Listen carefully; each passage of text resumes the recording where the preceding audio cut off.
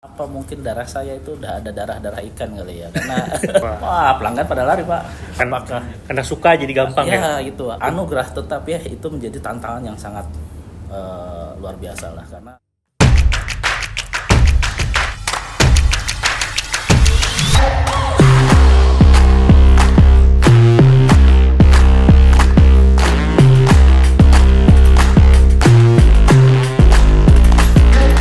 Oke, selamat sore, assalamualaikum warahmatullahi wabarakatuh.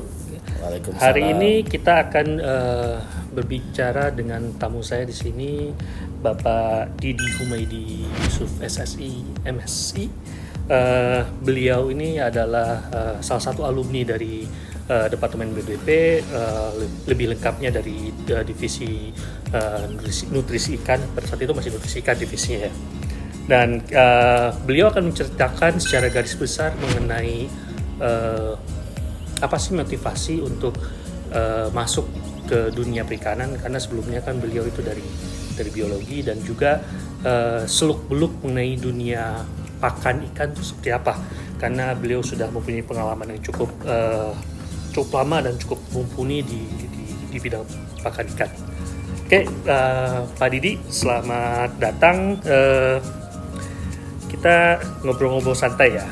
Di sini ada beberapa hal pointers yang akan coba saya tanyakan untuk mahasiswa, terutama mahasiswa yang sedang aktif ingin belajar dan ingin berkecimpung di dunia industri pakan ikan ya. Nah, setahu saya Pak Didi itu sebelumnya dari biologi ya S1-nya ya. ya betul sekali Pak Iksan. Nah, setelah S1 biologi, S2-nya baru ke ilmu aquaculture waktu itu. Ya. Boleh cerita nggak kayak dulu kenapa dari biologi itu maunya ke ilmu aquaculture? Biologi kan biasanya kan luas ya. Ya. Terus aquaculture kan lebih sempit. Jadi kira-kira apa motivasi yang membuat Pak Didi itu mau di bidang aquaculture sekarang? Ya, sebelumnya saya ucapkan terima kasih dulu Pak Iksan atas undangannya. Udah dikenalkan tadi ya, saya perkenalkan diri, nama saya Didi Humaydi Yusuf SSI MSI. Jadi kebetulan saya itu S1 di UNSUD ya, Universitas Jenderal Sudirman, dan mengambil Fakultas Biologi. Nah waktu itu biologi itu kan memang ilmu dasar ya, jadi memang semuanya itu terangkum di biologi untuk ilmu ya alam ya. Nah di antara di biologi itu ada waktu itu mata kuliah aquaculture Pak Iksan. Oh, oke. Iya, jadi nggak tahu kenapa, memang apa mungkin darah saya itu udah ada darah ikan kali ya, karena jujur aja ya Pak Iksan, kalau saya lihat di rumah itu ada punya kolam, punya empang, ya. Terus orang tua dari mulai kakek nenek itu memang melihara ikan, ninja ikan. Nah mungkin dari situ jadi darah ikannya itu ada. Akhirnya pas ada mata kuliah aquaculture, saya langsung minat itu Pak Iksan. Dan tahu kenapa ya, alhamdulillah ya, dapat nilai juga bagus dan gampang menyerap ilmunya gitu. Apakah karena suka jadi gampang ya? Ya gitu. Apakah mungkin itu juga saya, wah jangan-jangan jurusannya harus ke situ nih gitu. Jadi itulah kenapa pas waktu ada pendaftaran mau lanjut S2, saya memilih ilmu aquaculture. Dan beberapa teman saya juga ada yang ke hewan, ada ke pertanian, ada ke kehutanan, dan satu-satunya yang dari biologi ya yang ke perikanan, dalam hal ini aquaculture ya cuma saya. Oke. Nah ini kan ke aquaculture ya. Nah sekarang masuk divisi yang membawahi pakan dan nutrisi ikan itu, latar belakangnya dari mana waktu itu? Nah, yang pertama lagi-lagi diawali lingkungan keluarga ya. Yang tadi di awal bilang saya udah punya darah ikan. Nah orang tua memedihin ikan. Nah berarti saya harus berbeda dengan orang tua. Saya pengen menelusuri mengenai pakannya gitu. Kemudian di S1 pas waktu skripsi juga saya mengambil tema tentang pakan ikan. Pakan ikan juga ya? Tentang pakan ikan, terhadap perkembangan fisik, perkembangan morfologi dari ikan nila waktu itu Pak Iksan. Nilai. Ya jadi memang dari situlah udah mulai terbentuk bahwa wah saya akan berniat hati akan menelusuri atau mencari mengenai tentang aquaculture. Karena didasari satu itu tadi, kesukaan. Saya ingat Pak Iksan ada dari pendiri Apple, Steve Jobs, dia pernah berkata bila jika kamu ingin sukses, maka cintailah apa yang kamu kerjakan. Dalam hal ini ya kita harus cinta tentang aquaculture, maka insya Allah tentang pekerjaan tentang aquaculture akan bekerja dengan hati dan pastinya akan terasa lebih ringan gitu ya. Betul. Sekali. Nah ya, kebetulan setelah lulus kan akhirnya bekerja di bidang di pabrik pakan lah, di pakan ikan ya. Bisa dijelaskan nggak sedikit kayak pertama kali masuk itu bagaimana impresinya terhadap industri pakan dan dari apalagi fresh graduate mungkin beberapa agak-agak lumayan terintimidasi ya kadang-kadang ya. Jadi bisa ceritakan nggak itu hal menarik? Jadi sekarang saya di bidang formulasi Pak Iksan. Tapi sebelum saya menginjak di formulasi, saya pertama kali masuk di PT Unoko Jaya Kusuma itu berada di R&D. Dan saya ditempatkan di lapangan. Jadi memang awalnya ya saya mengikuti ada rekrutmen, saya mengikuti, kemudian diterima di R&D, saya melakukan riset dan ada di lapangan riset-riset mengenai pakan. Kemudian selama 6 bulan saya di R&D, waktu itu di Cirata, saya ditarik untuk di bagian formulasi. Memang yang terasa sangat signifikan perubahan atau tantangan atau tekanan yang luar biasa itu ketika saya berada di formulasi. Kenapa? Karena saya harus bisa menjaga kualitas pakan yang diproduksi oleh pabrik itu stabil. Dimulai dari awal penerimaan, waktu itu ya saya sering koordinasi dengan pihak QC bagaimana cara menerima bahan baku yang kualitasnya bagus, diterima atau ditolak, kemudian pas penyimpanan, kemudian produksi hingga akhirnya menjadi pakan jadi dan rilis untuk ke pelanggan. Nah, semua itu karena formulator itu adalah sebagai desainer, harus dikontrol, harus mengontrol itu semua. Ya, karena yang bertanggung jawab mengenai kualitas pakan yang ada di lapangan itu adalah formulasi. Dalam halnya ya Fintech, Aquafin lah gitu. Jadi memang tantangannya begitu besar karena tanggung jawabnya juga begitu besar Pak Iksan.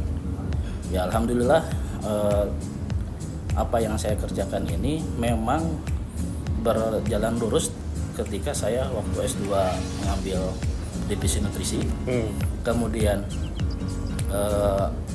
tesis tentang pakan asam amino waktu itu Pak, dan kemudian sekarang kerja di bidang yang itu dan yang linear lah. Ya linear lah gitu. Itu anugerah sebenarnya Pak Iksan. Ya karena beberapa teman saya ada yang belok-belok lah seperti itu ya.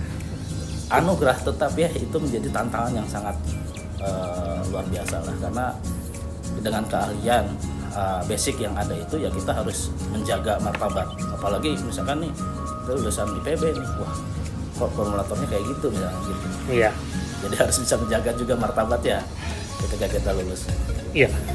Nah ini kembali kita balik lagi tadi kan diceritakan mengenai sebelumnya posisinya di R&D pertama kali masuk, dan itu masuk menjadi formulasi.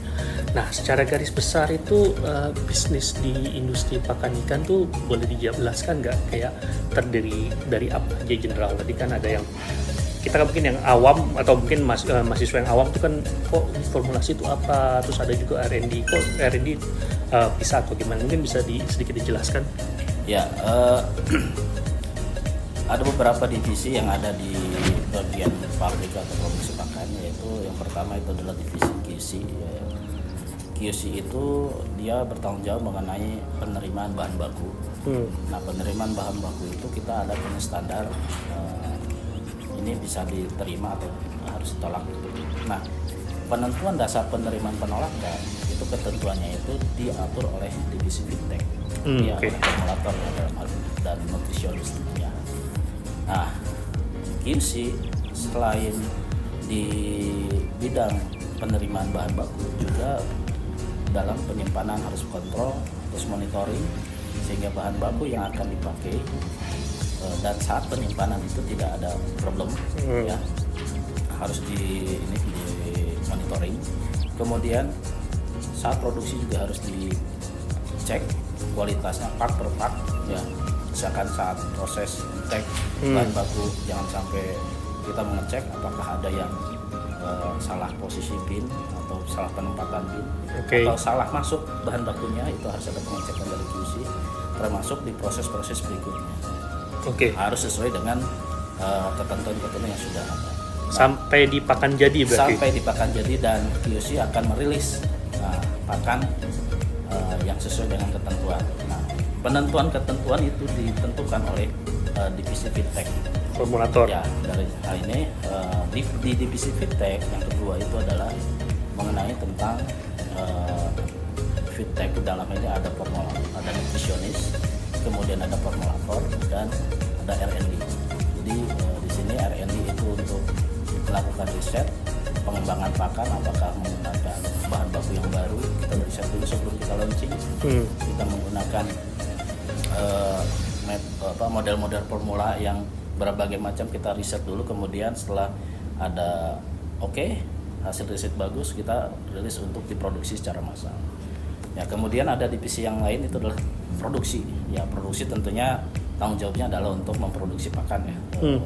Yang rulesnya itu sudah ditentukan.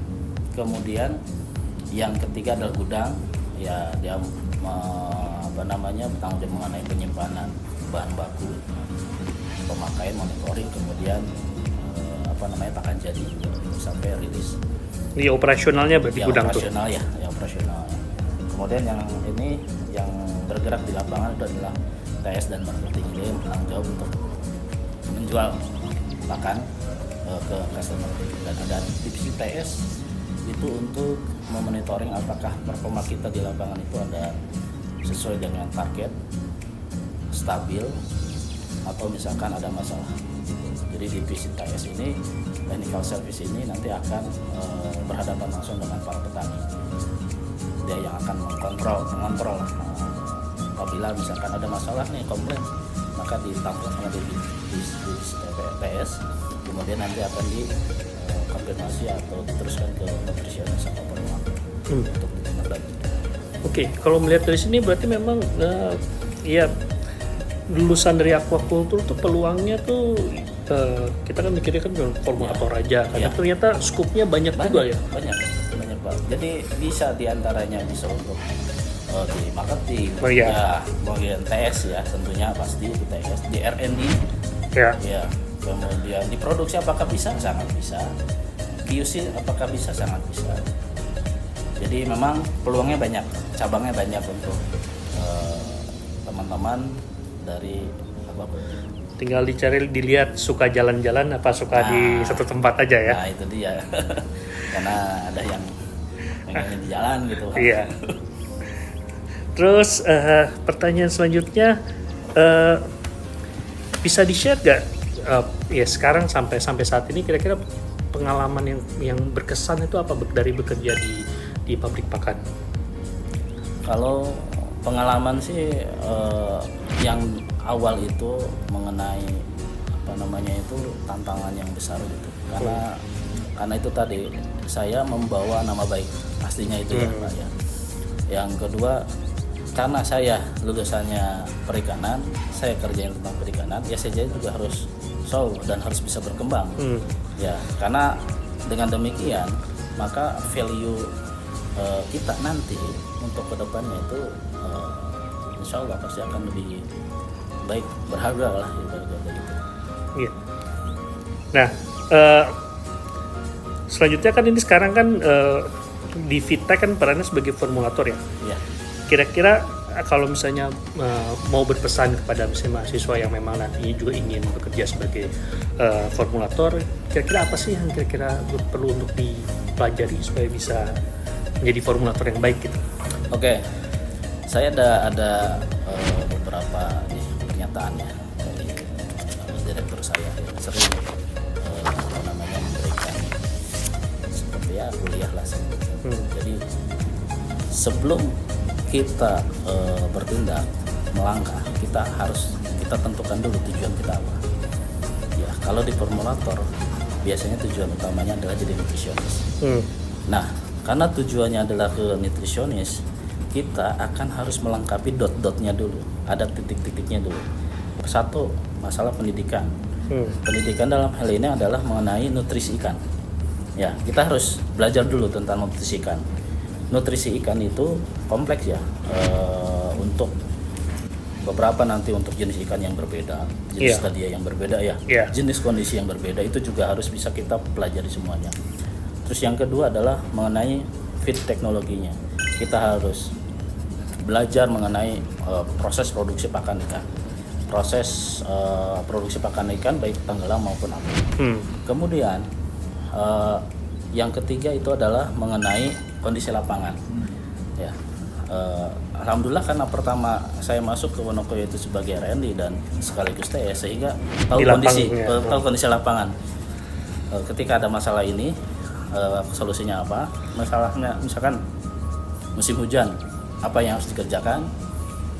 Ada misalkan upwelling atau apa dan lain-lain, ada masalah misalkan kena penyakit apa yang harus dikerjakan. Nah, itu semua dot-dot yang ada itu kita akan rangkai semuanya dengan pengalaman, dengan jam kerja ya. Pengalaman akan membuat dot-dot itu membuat bentuk lah ibarat kata, mau bentuk ikan mau bentuk apa, sehingga tujuannya itu misalkan melakukan nutrisionis itu udah kebentuk. Dot-dotnya sudah ada tapi pengalamannya nggak ada, ya bisa bohong karena nanti akan nggak kebentuk ya, dia akan pecah gitu. Kalau belum pernah ke lapangan tuh gampang dibohongin ya. Nah itu dia bisa dikibulin sama petani. Tahu nanti ada komplain, wah komplainnya apa? Kita kalau nggak paham ya repot, malah kita pusing nanti. Iya.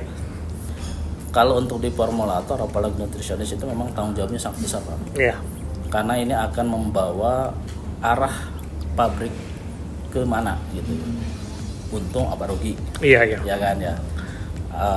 Berkelanjutan atau enggak? Karena kalau misalkan kita produksi pakan, formulasinya nggak benar, nanti performanya nggak benar, wah pelanggan pada lari Pak.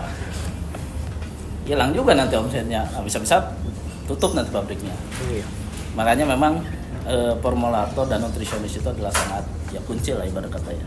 Jadi sentral. Juru kuncinya kalau ada masalah pasti orang pertama yang akan ditanyakan. Dan semuanya pasti tersudut ke situ. Makanya tanggung jawabnya besar ya, itunya juga besar. Oke. Nah tadi kan terkait dengan skill ya, terkait dengan soft skill kayak misalnya perangai, cara membawa diri, komunikasi itu kalau misalnya untuk nanti mahasiswa yang mau kerja di lapangan lah, jadi TS atau jadi marketing, kira-kira apa yang diperlukan sih sebetulnya untuk menjadi seorang orang lapang yang baik? Ya, tentunya disiplinan perlu sangat gitu ya. Kemudian tanggung jawab pasti. Yang ketiga ketelitian. Oke. Ada masalah di lapangan, kita teliti ini. Masalahnya apa? Teliti sampai dalam. Apakah benar kena pakan? Apakah lingkungan apa yang membuat misalkan ada masalah? Ya kan. Kemudian komunikasi itu pasti. Oke. Ya, komunikasi baik ke setara, ke lintas divisi atau ke atas ya. Dan jika punya bawahan dengan bawahan, tentunya itu harus kita rangkum, kita rangkai supaya komunikasinya baik, sehingga nanti kinerja akan menentukan juga baik gitu. Baik. Nah terakhir nih pertanyaan terakhir karena waktu kita sudah terbatas sekarang. Nah untuk mahasiswa yang mau berkarir di industri pakan atau bergabung di sektor ya terkait dengan feed ini, kira-kira ada pesan nggak? Ya, jadi untuk teman-teman mahasiswa, ya ini adalah peluang sangat besar untuk di industri pabrik pakan, terutama pakan ikan, karena dalam beberapa tahun ini industri pakan kita itu cukup naik. Ada beberapa produsen dari Cina akhirnya membuat pabrik pakan ikan, karena memang potensi pakan ikan di Indonesia itu masih cukup luas ya, masih bisa berkembang seperti itu. Sehingga ini menjadi peluang kita bersama, terutama untuk teman-teman mahasiswa. Yang paling penting itu adalah harus jaga integritas ketika sudah masuk, ya. Terus yang kedua adalah tadi soft skill yang tadi sudah saya jelaskan, kayak semacam disiplin, ketelitian, itu harus menjadi poin utama, gitu. Yang ketiga adalah ketika pulang itu ada ambil, ya. Mau misalkan saya ternyata ditempatkan di lapangannya jauh, nah itu ambil dulu. Jangan ibarat kata pengen langsung enak, pengen kerja di kantor misalkan, atau pengen tujuan mau ke formulator atau ke nutrisionis tapi ditempatin lapangan dulu, tidak apa-apa. Kita harus ibarat kata, kalau pesan orang tua saya itu adalah prihatin, harus prihatin, ibarat harus sadar diri. Kita tuh harus dimulai dari bawah, ya. Iya, harus bawah, ya. Jadi banyak sabar, harus ikhlas, banyak berdoa gitu. Jangan maunya langsung melejit ke atas, harus step by step. Tunjukkan apa yang kita punya keahlian, apa yang kita yang kita mau showkan, tunjukkan dulu, baru nanti insya Allah karir akan menentukan, berjalan dengan sendirinya. Iya, saya setuju dengan itu. Ya. Ibarat kata, ya, untuk bisa membangun bangunan yang tinggi, kalau misalnya lihat karir tinggi itu fondasinya tuh mesti kuat dulu, dan pada saat awal itu bagaimana kita membangun fondasi, dan ini sebetulnya sudah ditunjukkan dengan pengalaman dari Pak Didi yang awalnya di lapangan dulu tapi sekarang sudah naik menjadi nutrisionis, dan dengan pengalaman yang sudah didapatkan di lapangan itu justru membekali, ya, untuk menjadi seorang nutrisionis yang baik. Oke, karena waktunya yang terbatas, maka mohon maaf kami cukupkan dulu podcast hari ini. Saya ucapkan terima kasih kepada Pak Didi yang bersedia untuk hadir di podcast kita hari ini, dan saya tutup. Assalamualaikum warahmatullahi wabarakatuh. Waalaikumsalam warahmatullahi wabarakatuh.